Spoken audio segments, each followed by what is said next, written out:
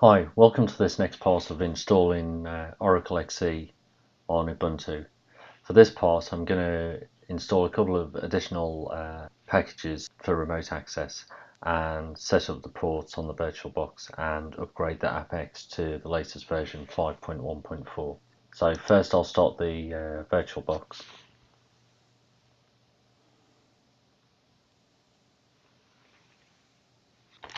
Log in. I'll just install SSH so that we can use that as a remote shell. Now it'll give us access to the VirtualBox without having to use the VirtualBox software.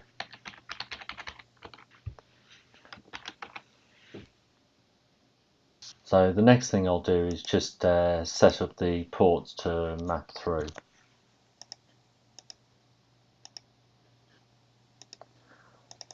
So for HTTP, use port 8080, and that maps to the guest port, which is the one that we set up Apex with. Also set up the SSL port 443,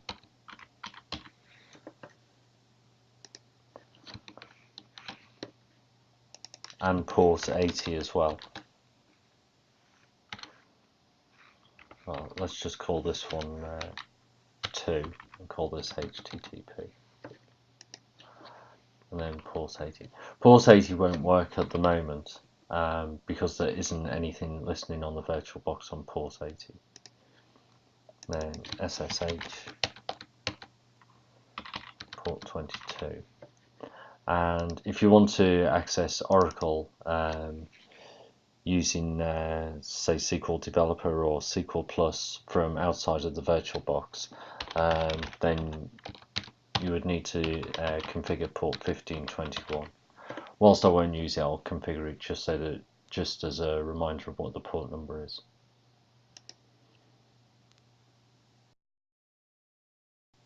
So now we should be able to access the local host from, I've used PuTTY here, but any terminal emulator. So I just get a message here saying about the fingerprint has changed.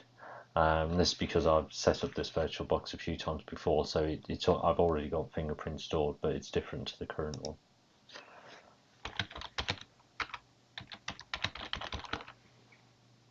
So I've already downloaded the latest version of Apex from the Oracle website, version 5.1.4, and have that saved in the remote folder on the host machine. Looking at the df-k, we can see that we have the source folder, which is on the host machine, mapped to media SF source, but I'll just map it also as my own user.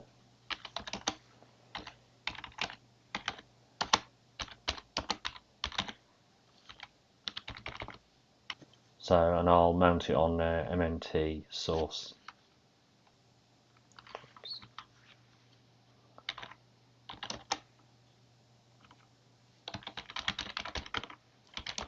Now, if I just list that folder, we can see that we have Apex 5.1.4 English and this EXP4950 SQL script. So let's just copy those to our home directory.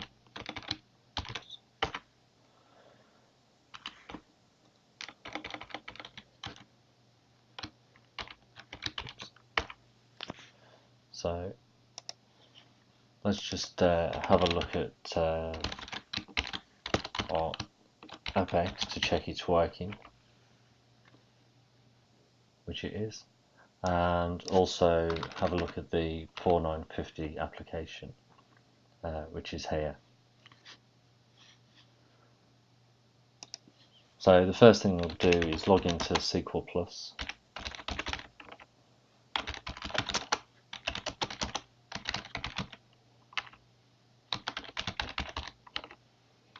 And now we can run this EXP4950 script.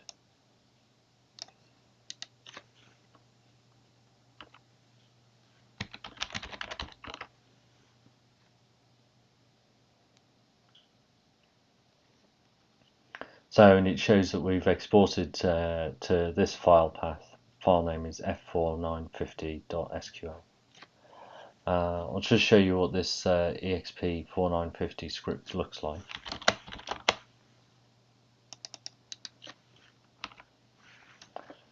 So it grants the execute privilege on UTL file to system, then connects as system, and you just need to type in your system password. I've set the escape character to a backslash. Then there's a few variables that I've set here. Then we just check that the current user is system, and then check that the system user has the UTL file privilege.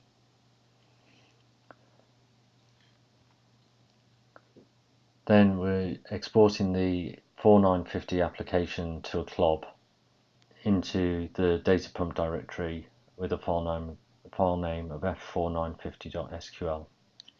Then there's a few additional lines that I've added at the start to the file, which is to create a SQL plus column Apex schema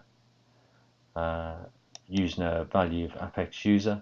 Then the select command here just gets the maximum username where it's one of the Apex users and not the public user or any other sort of non-application schemas. Then grant some privilege to that Apex schema. This is just where I've escaped the ampersand, so that this substitution variable goes into the file rather than SQL Plus trying to substitute it immediately. And then further down, I've just replaced content with intent. This is just to keep the string that we're replacing the same length. Don't want to go over and want to try and keep this the same size in each case. And then similarly here, just replace the flow login with flow security, and again use the spaces at the start to stop us ending up with a longer string. And then further on, where we had Apex 040, which is the current version, then replacing that with the substitution variable ampersand Apex schema. So the next thing that we want to do is unzip the Apex package. I'll do that silently or quietly and into the current directory. And just listen now, we now have an Apex directory. We can go into there. And now we can log into SQL Plus and install the latest version of Apex. Connect as the sys user, as DBA. Then execute the apex install.sql.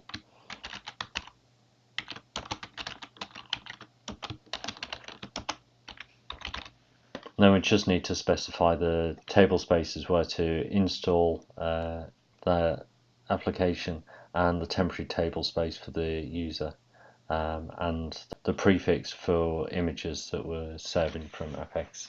Unless you've customized something on your XE installation, then these values are the values that you'll need to use. And this will take about 9 minutes to install.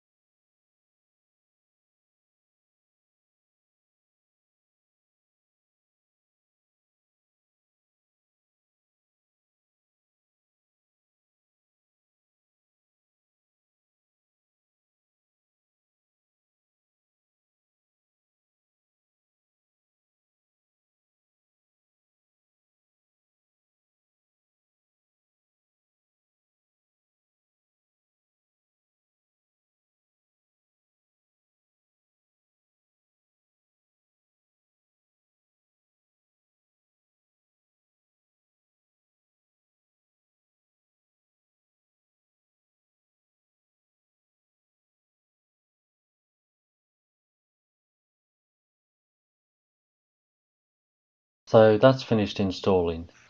The next thing that we need to do is configure the embedded PL/SQL gateway.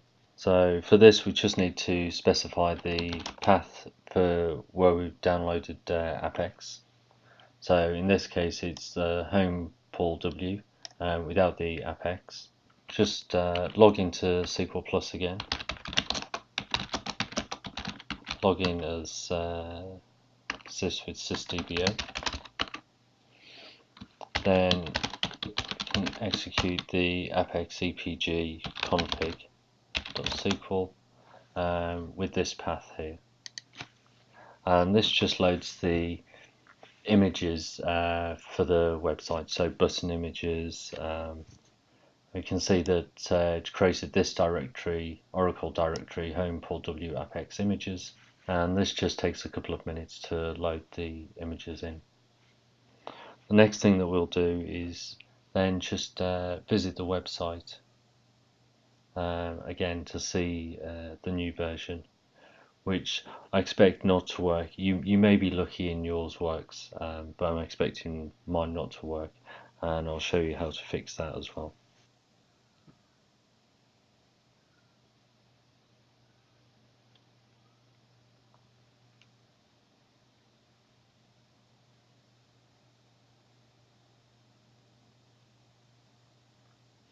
So that took 2 minutes 49 seconds. Just whilst we're here, we can also import the 4950 application that we exported earlier.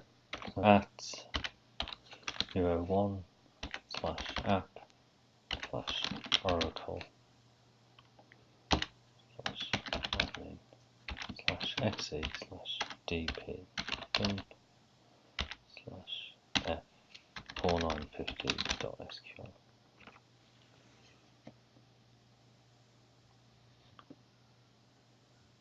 So, and as we can see, that's just executed a few grants to the Apex user and then installed the application.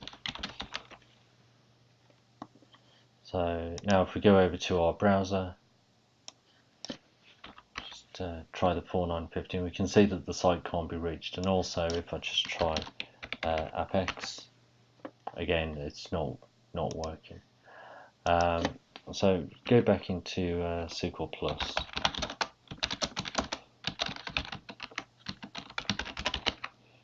And just find out what the port number is for the embedded PL/SQL gateway.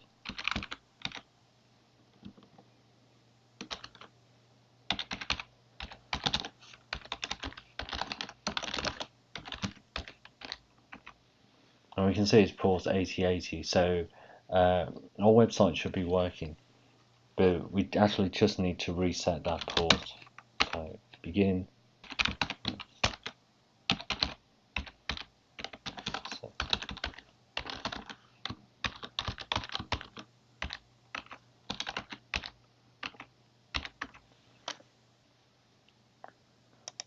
And now if we try our website again, so working, and let's just try 4950. We can just log in with our sys user, and we can see that that's working as well.